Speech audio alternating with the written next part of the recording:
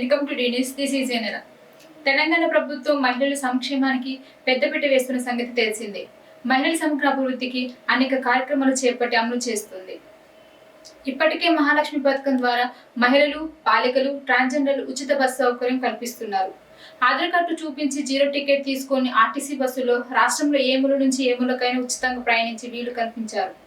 ఇక మహిళలకు ప్రతి నెల 2500 ఇచ్చే పథకం పైన విధి విధానాలు రూపొందిస్తున్నారు. త్వరలోనే ఈ పథకం అమల్లోకి రానుంది. ఇక రాష్ట్రంలో పొదుపు సంఘాలకు మహిళలకు రేవంత్ సర్కార్ త్వరలోని గుడ్ న్యూస్ చెప్పనున్నది. మహిళలకు ఆర్థికంగా బలోపేతం చేయడం కోసం వారికి ఎలక్ట్రిక్ ఆటోను పంపిణీ చేయాలని ప్రభుత్వం భావిస్తుంది. బుధవారం జనగామ జిల్లా పాలకుతులు ఓ మహిళకు ప్రభుత్వం పైలట్ ప్రాజెక్టుగా ఆటోను పంపిణీ చేశారు.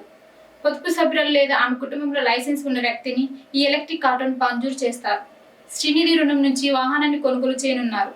ఈ రుణాన్ని వడ్డీతో సహా తిరిగి చెల్లించాల్సి ఉంటుంది. ప్రస్తుతం ఆటోలకు ఛార్జ్ పాయింట్ల కోసం అధ్యయనం చేస్తున్నారు. ఈ పథకాన్ని ప్రారంభించినట్లు తెలుస్తుంది.